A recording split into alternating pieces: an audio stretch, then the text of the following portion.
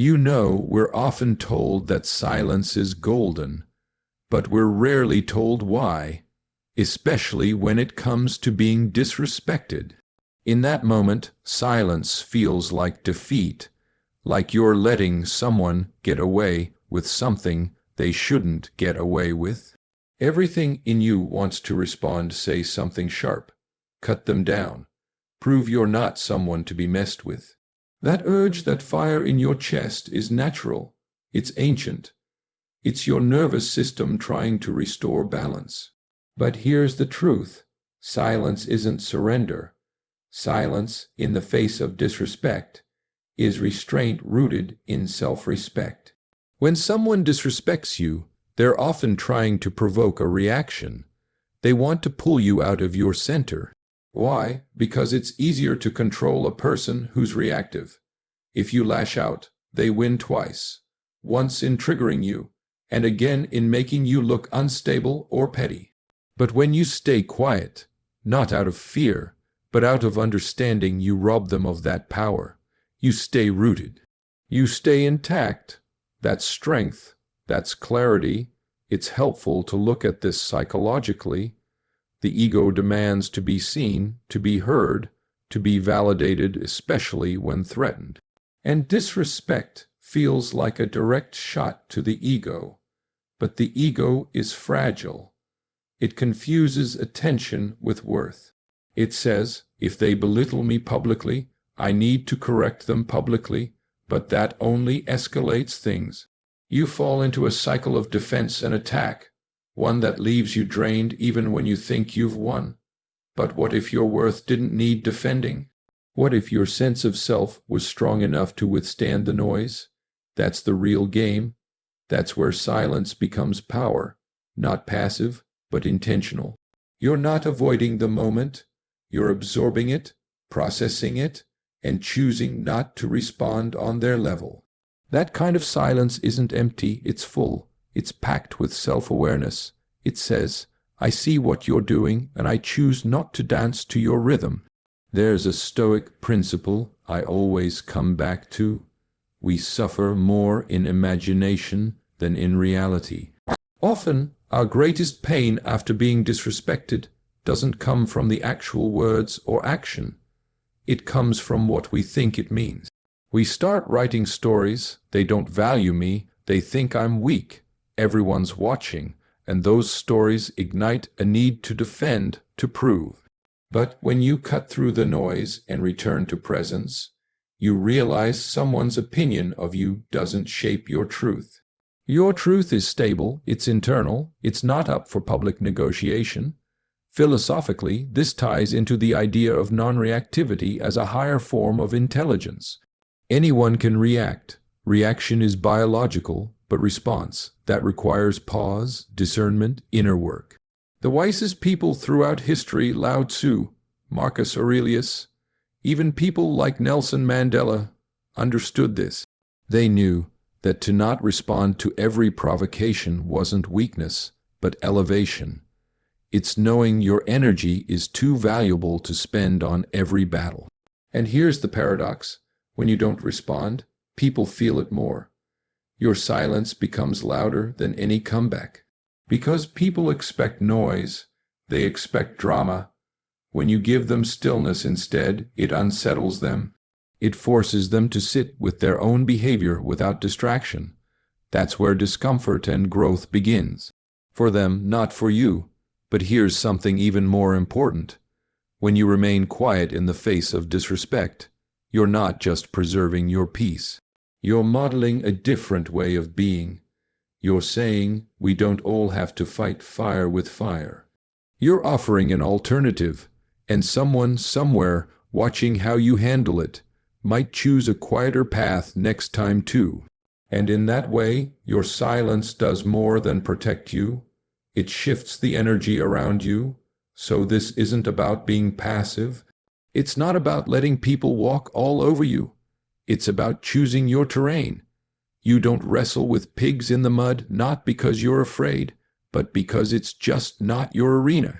You operate on a higher frequency, and when you trust that, you start to realize something liberating. You don't need to say anything to protect your value. Because value doesn't shout, it just is. When someone disrespects you, the first instinct is often to turn inward. What did I do wrong? Why would they treat me like that? What does this say about me? But here's something we don't hear enough. Disrespect is almost never about you. It's a mirror turned outward, not inward. What people say to you in moments of cruelty, sarcasm, or belittlement, those words are more about what's unresolved in them than what's true about you. Let's break that down. A person can only meet you as deeply as they've met themselves. If someone's walking around with buried anger, insecurity, or fear, it will leak out often as disrespect. You just happen to be the nearest outlet. That doesn't make it personal, even if it feels personal. In fact, some of the most hurtful things said to you were never really about you at all. They were projections, emotional junk being offloaded by someone who never learned how to carry their own weight. And if you internalize that, you start carrying what was never yours. That's how people end up building their identities around pain that doesn't belong to them. You're not what they said when they were angry. You're not the version of you they tried to shrink. You're not the thing they pointed at to distract from their own chaos. You're the observer. You're the one who can choose whether to take it on or let it fall flat. There's a psychological truth at play here. When someone disrespects others consistently, it's usually driven by a lack of self-worth. It's counterintuitive, but the loudest egos are often the most fragile. They inflate themselves by deflating others. The more someone needs to make you small, the more threatened they are by your presence. Not because you're doing something wrong, but because you represent something they don't know how to access in themselves: confidence, clarity, calm. And so they attack it, not consciously, often not maliciously, but out of habit, out of fear, out of unresolved stories they've never had the courage to unpack. And here's where things shift. If you take it personally, you absorb their pain. But if you recognize what's really happening, you liberate yourself. You see the disrespect for what it is, a reflection of their internal state, not your external value. Philosophically, this is aligned with what many ancient wisdom traditions teach. In Buddhism, the idea is simple. If someone offers you a gift and you do not accept it, to whom does the gift belong? The answer is, it remains with the giver. Disrespect is an offering. If you don't receive it, it stays with them. It doesn't become yours. This doesn't mean you tolerate everything or let people walk all over you. It means you choose not to own what doesn't belong to you. It means you don't let someone else's low moment become part of your identity. You're not here to carry someone else's burden of unprocessed emotion. You're here to stay in alignment with who you are, no matter how loud the world gets. In real time, that looks like not taking the bait. It looks like breathing instead of reacting. It looks like recognizing that the person who just tried to make you feel small is probably feeling small themselves. And instead of engaging from a place of ego, you engage from a place of clarity, or you don't engage at all. This isn't about moral superiority. It's about choosing peace over pointless conflict. It's about staying centered in a world that keeps trying to pull you out of alignment. And when you stop reacting, something powerful happens. You start seeing people more clearly. You start noticing what drives their behavior. You start separating their wounds from your worth. And in doing so, you become untouchable not because you're hardened, but because you're grounded. That kind of self-possession is rare, but it's available. It just takes practice. It takes awareness. It takes the willingness to pause and ask, is this about me, or is this just landing on me? And when you get good at making that distinction, you stop feeling the need to prove yourself in every interaction. You just are, and that's enough. There's a quiet rhythm to life that most people never hear. In a world obsessed with instant reactions and visible wins, it's easy to forget that the most profound forces move in silence. Karma is one of them. It doesn't announce itself. It doesn't show up with fireworks or headlines, but it's always working, always calibrating. When you've been disrespected, wronged, or underestimated, the impulse is to chase justice, to expose, to retaliate, to balance the scales yourself. But the deeper truth is, life has a way of balancing things without your interference. That doesn't mean you sit back in weakness. It means you step forward with wisdom. Because when you understand how energy circulates, how intention, behavior, and consequence are all interconnected, you begin to see that rushing to react is often a trap. It pulls you into the very chaos you're trying to escape. You become part of the mess. But when you hold your center and allow karma to speak in its own time, you stay above it. You trust the process, even when it's invisible. Psychologically, this is powerful. Our minds crave closure. We want things to make sense now. We want to see the wrong corrected, the liar exposed, the disrespect answered. But the unconscious mind doesn't operate on urgency. It operates on patterns, and people who consistently operate from malice, manipulation, or disrespect create feedback loops for themselves. Over time, they become trapped in their own patterns. The same tactics they use to hurt others become the very things that isolate them, alienate them, undo them. You don't need to play judge. Life already handles that job with precision. You just don't always get a front row seat. There's a concept in Eastern philosophy, Wu Wei, which means effortless action or non-doing. It doesn't mean doing nothing. It means not forcing. It means allowing the natural order of things to unfold without aggressive interference. That's what karma is. It's Wu Wei in motion. When you've been disrespected and your response is silence, patience, grace, what you're really doing is stepping out of the karmic line of fire. You're not absorbing their energy. You're not adding fuel to the equation. You're letting the imbalance correct itself. And it always does. It might take time, longer than your ego is comfortable with, but the longer you've been quiet, the louder the eventual truth tends to echo.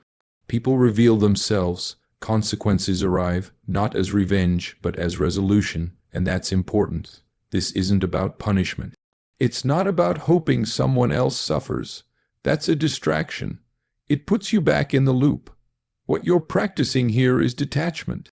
You're saying, I don't need to watch the fallout to feel whole again. You already are. Here's what's interesting. When you truly let karma speak, you begin to realize how often it speaks through your own evolution. Sometimes, the best form of justice is not someone else's fall. It's your rise. It's your peace. It's your ability to move forward without carrying resentment. That's when you really win, because you're no longer defined by what happened. You're defined by how you responded to it. There's a phrase I come back to often. Don't interrupt your enemy while they're making a mistake. Disrespect is a mistake. It's a disconnection from self, from presence, from humanity. Let them make it. Let them learn from it in their own time. You don't have to carry that lesson for them. You just keep walking with clarity and calm. In the silence that follows your restraint, karma speaks in its own language. Sometimes it speaks through reputation. Sometimes through relationships breaking down. Sometimes it shows up years later as a quiet reckoning. But always it speaks, and the beauty is, you don't have to say a word. You just have to trust that integrity has its own gravity. And those who betray it eventually feel the weight, of their own choices. So if you've been disrespected, if someone tried to break your peace, stain your name, or shake your foundation, resist the urge to prove or punish. Let your silence speak. Let your energy stay clean. Let life do what it does best. There's something quietly radical about choosing growth over retaliation, especially when you've been disrespected, cut down, humiliated, dismissed. The default setting is to stew, to rehash the moment, replay the words, imagine comebacks you wish you'd said. That's the mind trying to solve for a wound that isn't logical. And here's the truth. Holding on to disrespect doesn't protect you from it. It just embeds it deeper. It roots the experience inside your identity instead of letting it pass through like weather. So what do you do with that kind of hurt? You transmute it. You take all that energy, the heat, the tension, the sense of injustice, and you put it into your own evolution. Not because it's polite, not because it's easy, but because it's wise. Because growing beyond the pain is the most powerful response you'll ever have. Not for them, for you. When you start directing your energy into building instead of battling, something shifts. You stop reacting and start creating. You move from defense to presence. And the irony is, that's when people really start to notice. Not when you clap back, not when you call them out, but when you stay quiet, keep your dignity, and grow so deeply into yourself that the version of you they disrespected doesn't even exist anymore. It's a kind of alchemy. The person they tried to shrink becomes the person they can't reach. From a psychological standpoint, that shift is profound. Because the more you fixate on the disrespect, the more you create a loop in your mind, a feedback cycle of pain. The brain loves repetition. It reinforces what we revisit. So if you're constantly replaying the moment someone hurt you, you're re-anchoring it in your nervous system. But when you redirect your focus, you reclaim control of the story. You say, "That happened. I felt it. I faced it. And now I move forward, not out of denial, but out of design." Philosophically, this is where you begin to understand the power of non-attachment. The goal isn't to pretend the wound didn't happen. The goal is to not become the wound. Pain can be information, but it's not meant to be an identity. And when you let go of the need to carry it around like proof of how wronged you were, you start to create space. Space for new energy, new projects, new clarity, new self-respect. And let's be honest, the person who disrespected you probably isn't thinking about it anymore. Most people throw shade and walk away. They don't revisit the impact. You're the one left holding the memory, the burden, the loop. So when you hold on, you stay connected to someone who's already forgotten you. That's not power. That's imprisonment. But when you choose growth, when you rise in silence, something else happens. You rewrite the ending. You become the author again, not the victim, not the reactor, the creator. It might start small, waking up earlier, getting in shape, reading more, starting something you were too distracted or too angry to begin. You build brick by brick, and one day you look up, and the life you've created is so far from that moment of disrespect. It feels like someone else's story. Because it is. You outgrew it, not with ego, but with intention. This is the part no one talks about. Growth is revenge without the poison. It's the kind that doesn't need an audience, doesn't need applause, doesn't need to be posted or performed. It just is quiet, real, unshakable, and in the end, that's what people respect the most, not your clapbacks, not your arguments, not your defense, but your transformation. And maybe they never apologize. Maybe they never acknowledge it. That's fine. Growth doesn't wait for permission, and healing doesn't need validation. You didn't grow for them. you grew for you. So if you're sitting with that sting, if you're holding onto someone else's lack of decency like it's your responsibility to fix it, let it go. Not because they deserve peace, but because you do. Reclaim your energy, invest it where it multiplies. Because, at the end of the day, your future doesn't care about your past, it only cares about your direction.